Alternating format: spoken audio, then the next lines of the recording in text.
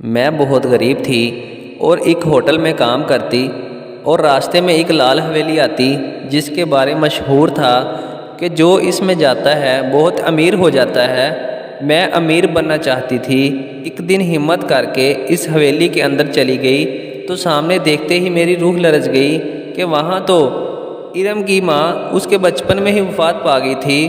اس کی باپ نے یہ سوچ کر دوسری شادی کر لی کہ بچی ماں کے پیار سے محروم نہ رہ جائے، مگر آنے والی نے اپنے ہر عمل سے ثابت کیا کہ سوتیلی ماں سوتیلی ہی ہوتی ہے، کبھی سگی نہیں بن سکتی۔ وہ دن بھر گدھوں کی طرح ارم سے کام کرواتی اور جب اس کے باپ کے آنے کا وقت ہوتا تو اس کے لاڈ اٹھانے لگ جاتی۔ اس نے ارم کو دھمکی دے رکھی تھی کہ اگر تو نے اپنے باپ کو کچھ بھی بتایا تو میں تجھے جن کے آگے ڈال دوں گی، وہ تمہیں کھا جائے گا۔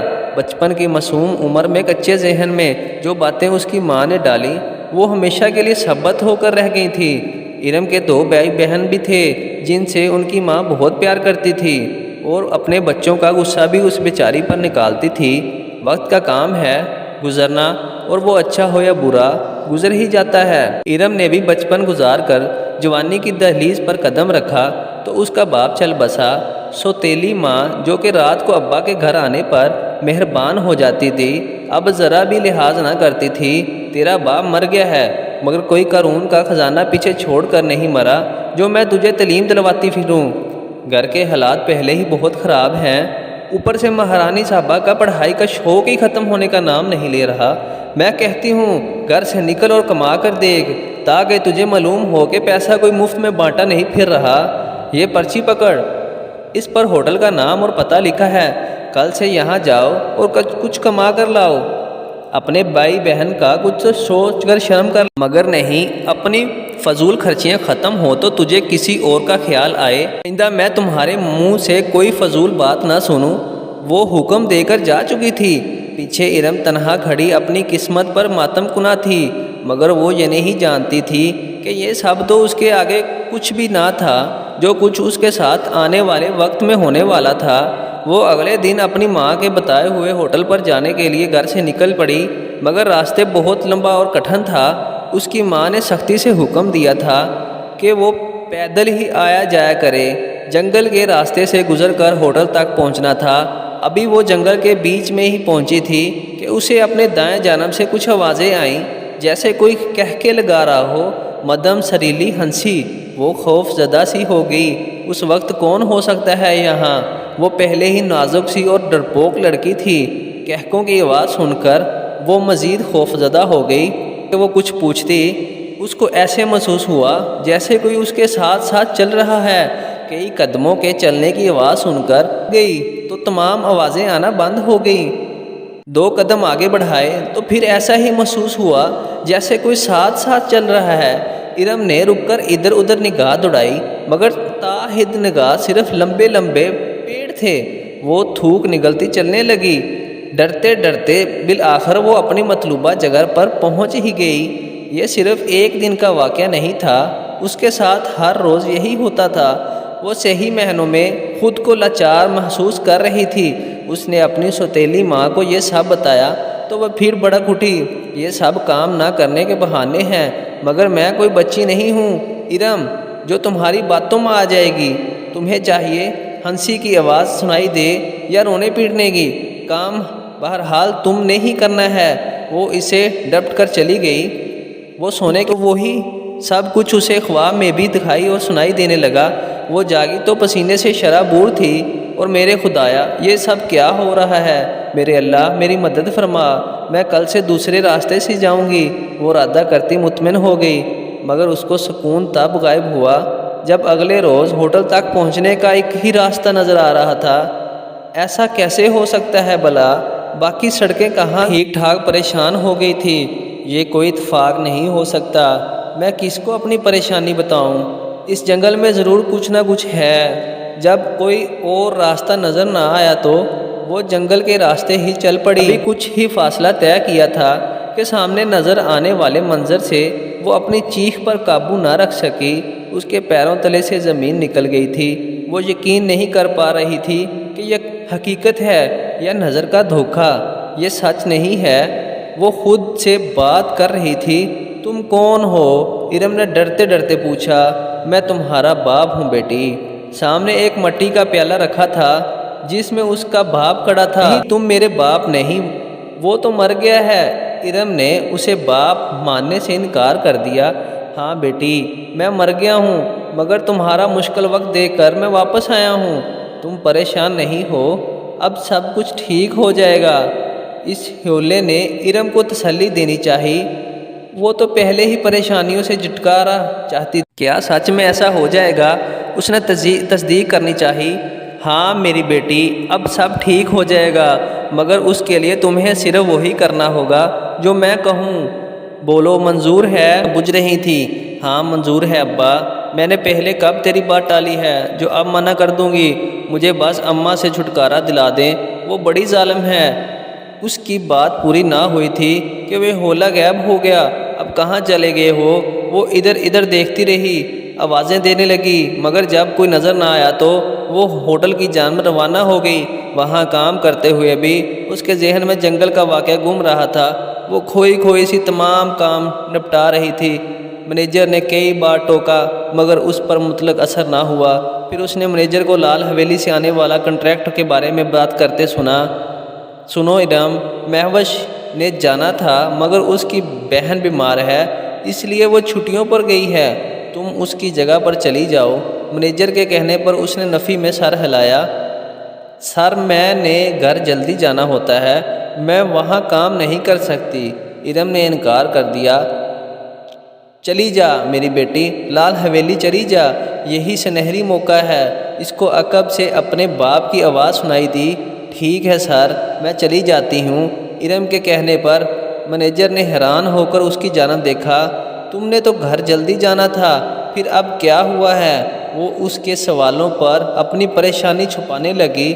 کچھ نہیں ہوا سر، بس میں یہ کام کرنا چاہتی ہوں۔ اس کو اجازت مل گئی۔ جب وہ دونوں لڑکیاں لال حویلی پہنچیں تو دنگ رہ گئیں، کیونکہ وہ حویلی کم کوئی محل لگ رہا تھا۔ ایک پل کو تو ارم کو خوف محسوس ہوا، جیسے وہ کوئی خاموش قید ہو۔ وہ لرز گئی، مگر پھر اپنے باپ کا خیال کرتے وہ پرسکون ہو گئی۔ وہ دونوں اپنے کام میں مگن ہو گئیں۔ جیسے ہی کام مکمل ہوا، دونوں کا تھکاوٹ سے برا حال تھا۔ ویسے ارم، یہ امیر لوگ کتنے پاگل ہوتے ہیں، ایک شخص کے آنے پر کیسے اس حویلی کو دلہن کی طرح سجایا گیا ہے، اتنے کھانے تیار کروائے ہیں، وہ یہ سب کیسے کھا سکتا ہے؟ اس کی ساتھی سہیلی اپنے خیال بیان کر رہی تھی کہ کس کی بات کر رہی ہو؟ ارم نہ سمجھی سے پوچھنے لگی۔ ارے اسی حویلی کے مالک کی، سنا ہے کہ ان کا بھتیجا آ رہا ہے، اسی لیے یہ سب اہتمام ہو رہا ہے۔ اس کے جواب پر ارم نے صرف ہاں کیا۔ وہ منہ بسورنے لگی۔ آرڈر مکمل ہو گیا ہے، جا کر پیسے لے آؤ تاکہ ہم واپس چلیں۔ ساتھ آئی لڑکی نے ارم کو کہا۔ ٹھیک ہے۔ وہ سر ہلاتی چلی گئی۔ راہداری سے گزر کا ایک بڑا کمرہ تھا۔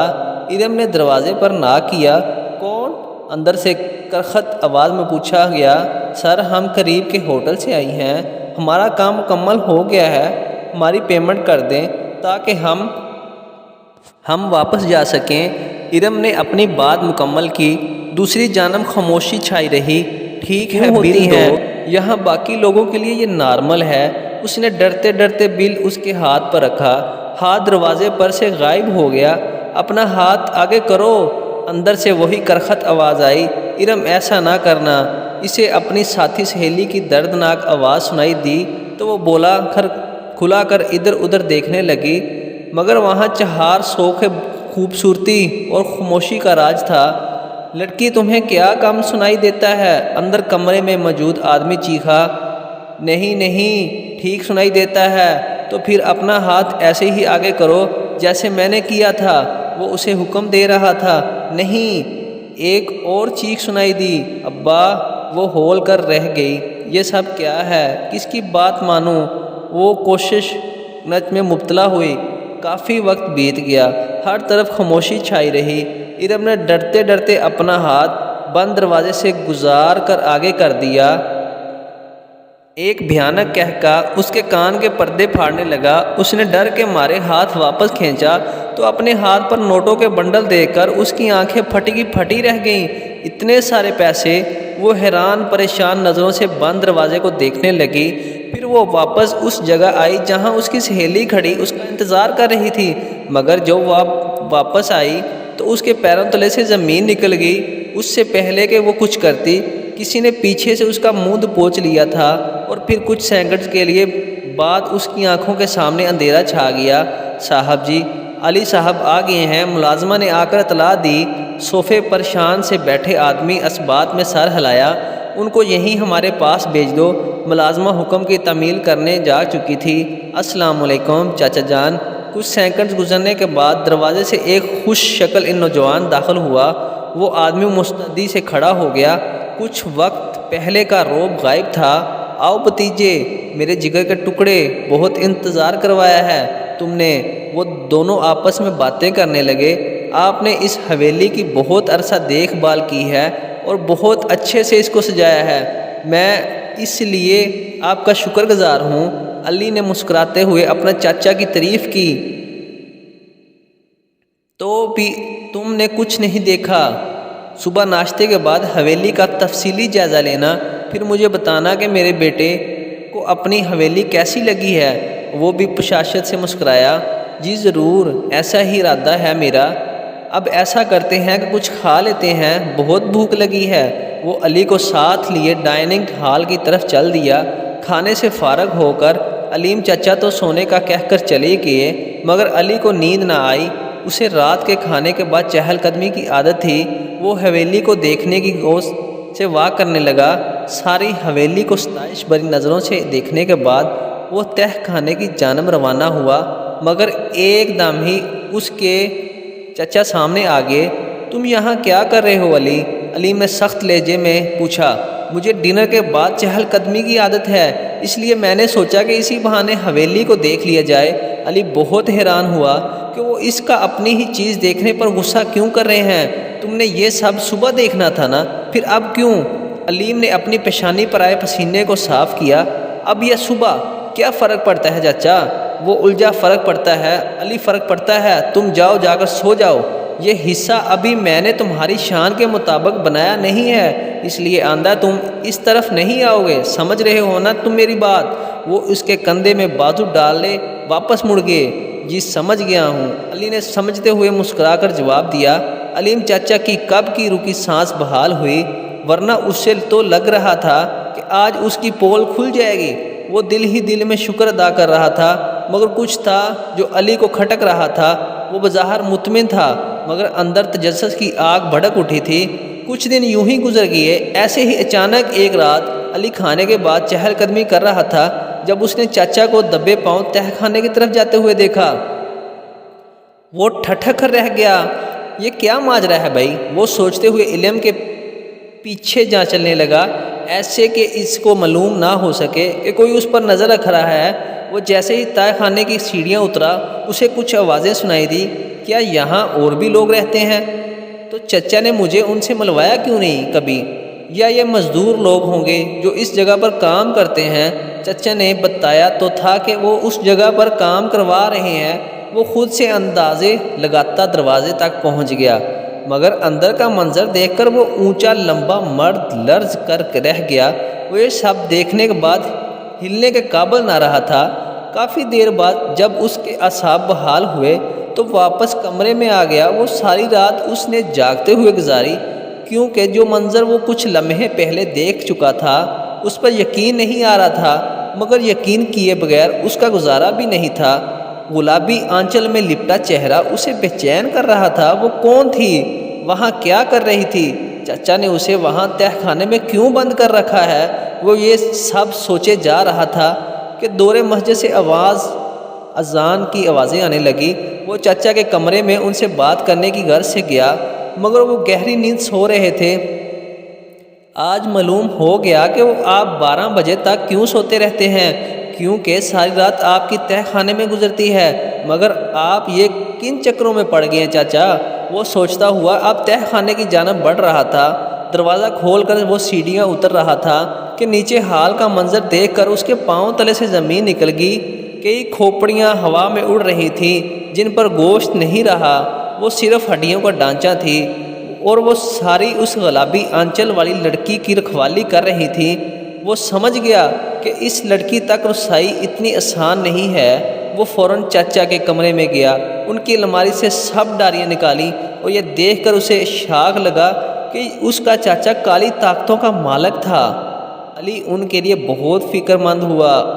اس نے تمام صفوں کے اسکرین شاٹ لے لیے جو اس کے خیال میں اس کی مدد کر سکتے تھے۔ اب وہ اپنے کمرے میں بیٹھا پلان ترتیب دے رہا تھا۔ وہ ایک بار پھر تہہ خانے میں گیا اور چپکے سے اپنا کام کر کے آیا تھا۔ اب وہ رات ہونے کا انتظار کر رہا تھا۔ رات کا دوسرا پہر تھا۔ وہ چچا کے تہہ خانے میں جانے کا انتظار کر رہا تھا۔ جیسے ہی علیم اسے تہہ خانے کی طرف جاتا ہوا دکھائی دیا، وہ بھی اس کے پیچھے پیچھے چلنے لگا۔ آج وہ دروازے پر رکا نہیں تھا بلکہ چاچا کے پیچھے سیڑھیاں اتر گیا۔ جیسے ہی اس نے آخری زینہ اتر کر زمین پر پاؤں رکھا، ایک پتھر ہوا میں اڑتا آیا، اس کا سر زخمی کر گیا۔ وہ کرہ کر نیچے کی جانب جھکا۔ آہنے کی آوازیں سن کر علیم چچا نے مڑ کر پیچھے دیکھا۔ علی تم یہاں کیا کر رہے ہو؟ وہ اسے وہاں دیکھ کر ڈر گئے تھے۔ اسے مزید نقصان مت پہنچانا، علیم چچا نے آگ کے الاؤ کے پاس بیٹھی عورت سے کہا جس نے علی کو آتے دیکھ کر پتھر مارا تھا۔ علی نے ایک خفاسی نظران ان دونوں پر نظر ڈالی اور واپسی کے لیے مڑ گیا۔ چچا علیم اس کے پیچھے جانے لگے تو بالی نے روک لیا۔ سرکار کہاں جا رہے ہیں؟ آپ جانتے ہیں نا کہ آج کتنی اہم رات ہے، ہمیں یہ کام مکمل کرنا ہے، آپ اس سے صبح بات کر لیجیے گا۔ علیم کی بالی کی بات میں وزن لگا تو وہ اس سے بے ہوش لڑکی کے پاس بیٹھ گیا۔ میں تے کہتی ہوں کہ آج اس ارم کا کام بھی ابھی نہیں استعمال کرنا، پہلے اس کی دوست سے کام لیتے ہیں۔ آج عمل کی آخری رات ہے، کل اس کی سہیلی کا پورا جسم ایک ڈھانچے میں بدل دیا جائے گا اور میں مزید طاقتور ہو جاؤں گا۔ اس ارم پر کچھ دنوں بعد عمل شروع کریں گے، تب تک میں علی کو وا شہر بھیج دوں گا۔ علیم اس وقت طاقت کے نشے میں چور تھا۔ وہ صحیح اور غلط کا پہچان کرنے میں بے بس تھا، مگر علی بے بس نہیں تھا، اور یہ اس نے ثابت کر دیا تھا جب ایک جھٹکے سے تہہ خانے کا دروازہ کھلا۔ اس سے پہلے کہ بالی اور چچا علیم کچھ سمجھتے، ہر طرف اٹھتے دھوئیں کے مرغولوں میں سب کچھ مٹتا ہوا دکھائی دینے لگا۔ وہ کہ منتر پڑھتے بھی تو کس جانب دیکھ کر پڑھتے؟ دھوئیں کے چٹھے جیسے ہی آنکھیں کچھ دیکھنے کے قابل ان پر آسمان ٹوٹ پڑا۔ تہہ خانے سے دونوں لڑکیاں غائب تھیں اور ان کا سارا سامان تہس نہس ہو چکا تھا۔ وہ غم و غصے کی حالت میں دروازے کی جانب بڑھے، مگر یہ دیکھ کر مزید آگ بگولا ہو گئے کہ دروازہ باہر سے لاکڈ تھا۔ انہوں نے بہت سے عمل پڑھے مگر دروازے کو نہیں کھلنا تھا، تو وہ نہیں کھلا۔ عجیب بے بسی اور غصے کی حالت میں وہ ادھر ادھر چکر لگا رہے تھے کہ علی اتنا طاقتور کیسے ہو سکتا ہے۔ یہ سوچتے ہوئے علیم چچا کے پیٹ میں مروڑ اٹھے رہے تھے۔ آج میری الماری سے ڈائری غائب تھی، اگر وہ علی کے ہاتھ لگی تو پھر بھی وہ اتنا طاقتور نہیں ہو سکتا تھا کہ مجھے ہرا دے۔ میں نے اپنی شکست ان ڈائریوں میں نہیں لکھی تھی، وہ کیسی میری بازی پلٹ گیا؟ کیا بھائی صاحب؟ مگر نہیں، یہ نہیں ہو سکتا۔ انہیں تو میں نے ارم جیسے ہی ہوش میں آئی، اپنے سامنے ایک اجنبی کو دیکھ کر پریشان ہو گئی۔ آپ کون؟ اور میں کیا سو گئی تھی؟ وہ علی کو کافی پریشان لگی۔ دیکھیں، مجھے گھر چھوڑائیں پلیز، ورنہ میری امی مجھے جان سے مار دیں گی۔ وہ گھبرائی ہوئی علی کو بہت معصوم لگی۔ آپ یہاں کس لیے آئے تھی؟ علی کے پوچھنے پر اس نے سب بتا دیا۔ پھر علی نے پوچھا کہ وہ کس تاریخ کو آئی تھی؟ ارم کے بتانے پر وہ سناٹے میں آ گیا۔ سب حساب اس کے سامنے تھا۔ پھر علی نے اسے سب بتا دیا کہ اسے یہاں آئے 40 دن بیت چکے ہیں اور اس کی دوست کو وہ نہیں بچا سکے گا کیونکہ اس کا چچا کالی طاقتوں کا مالک تھا۔ وہ تقریباً اس پر اپنا عمل مکمل کر چکا ہے۔ آج رات کا کچھ حصہ اور پھر وہ مر جائے گی۔ ارم یہ سب سن کر رونے لگی۔ دیکھیں پلیز، آپ روئے نہیں، رحم کریں مجھ پر۔ ارم اس کے لہجے پر رونا بھول چکی تھیں۔ کیا مطلب ہے آپ کی بات کا؟ اس نے حیران نظروں سے علی کی جانب دیکھا۔ مجھے آپ بہت اچھی لگتی ہیں، اس لیے میں نے اپنے چاچا سے ٹکر لے کر آپ کو بچا لیا ہے۔ میں اپنی زندگی میں شامل کرنا چاہتا ہوں۔ کیا آپ میرے پرپوزل ایکسپیکٹ کریں گی؟ علی کے مضبوط لہجے کی سچائی پر ارم کو یقین آ گیا تھا۔ اس نے مسکراتے ہوئے اس بات میں سر ہلا دیا۔ Very good. علی نے ارم کو اپنی ذات کے ہر راز سے آگاہ کرنے کا فیصلہ کیا، جسے سن کر وہ پرسکون ہو گئی تھی۔ آپ شادی کے لیے میری امی سے بات کرنا۔ ارم کی بات سن کر علی خاموش ہو گیا، جو کہ ارم کو بھی محسوس ہوا، مگر اس نے پوچھنا مناسب نہ سمجھا کہ کون سے دونوں کے درمیان کوئی عہد و پیما ہوئے تھے جو وہ حق سے لڑتی یا کچھ پوچھتی۔ اس نے خاموش رہنا ہی مناسب سمجھا۔ اگلے روز علی نے اپنے چچا سے بات کرنے کا فیصلہ کیا۔ وہ تہ خانے کا دروازہ کھول کر اندر داخل ہو گیا۔ علیم چچا اس کو دیکھتے ہی دوڑتے ہوئے اس کے پاس آئے۔ یہ سب کیا ہے علی؟ کیوں تم نے یہ سب برباد کر دیا؟ انہوں نے بے چینی سے پوچھا۔ یہ تو آپ مجھے بتائیں کہ آپ کیوں اتنی زندگیاں برباد کر رہے ہیں؟ کس نے حق دیا ہے آپ کو؟ علی کے غصے سے پوچھنے پر وہ یکدم خاموش ہو گئے۔ علی کا روب و بدبہ دیکھ کر انہیں اپنا بڑا بھائی یاد آ گیا۔ آپ ہے چچا کہ میرے باپ کی پیٹھ پر وار کر کے ان کی طاقتوں کے شہنشاہ بن جائیں گے؟ آپ کیوں بھول گئے کہ جھوٹ کتنا طاقتور کیوں نہ ہو، جیت ہمیشہ سچ کی ہی ہوتی ہے؟ آپ کو یقین نہیں تو آپ مجھ سے لڑائی کر لیں، پھر دیکھتے ہیں کہ کون جیتتا ہے۔ علی نے چیلنج دیا۔ علیم چچا اندر سے جانتے تھے کہ وہ علی کو کبھی نہیں ہرا سکیں گے، کیونکہ اس کے باپ کو یہ سب وراثت میں ملا تھا، ایسے ہی علی کو بھی وراثت میں ملا، اور انہوں نے بے گناہ زندگیاں برباد کر کے اور عملیات پڑھ کر جنات کو قابو کیا تھا۔ وہ کبھی بھی وراثت میں ملی ہوئی طاقتوں کا مقابلہ نہیں کر سکتے تھے۔ آپ نے میرے باپ کو مارا چچا جان، آپ نے طاقتوں کے وراثت کی جان لی ہے۔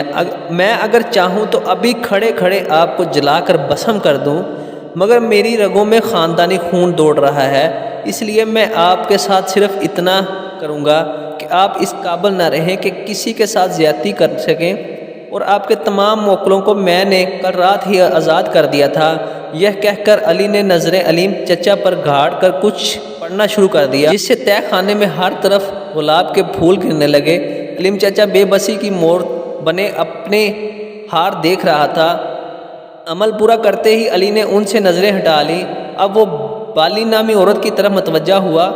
آپ کو تو ڈوب کر مر جانا چاہیے محترمہ، جس بیٹی کو ساری زندگی آپ نے خوشیوں کے لیے ترسایا ہے اور جس کے قتل کے منصوبے میں آپ میرے چچا کا ساتھ دے رہی تھی، وہ ابھی بھی آپ کو اپنی ماں سمجھتی ہے اور چاہتی ہے کہ میں اس سے شادی کرنے کے لیے آپ سے اجازت لوں، مگر یقین جانیے میں آپ جیسی عورتوں پر تھوکنا بھی پسند نہیں کرتا، مگر صرف ارم کی خوشی کے لیے میں رشتہ لے کر آؤں گا، اور آپ سے اپنی سگی بیٹیوں سے زیادہ محبت بھرے انداز میں میرے ساتھ رخصت کریں گی، ورنہ مجھ سے برا کوئی نہیں ہوگا، یاد رکھیے گا اس بات کو۔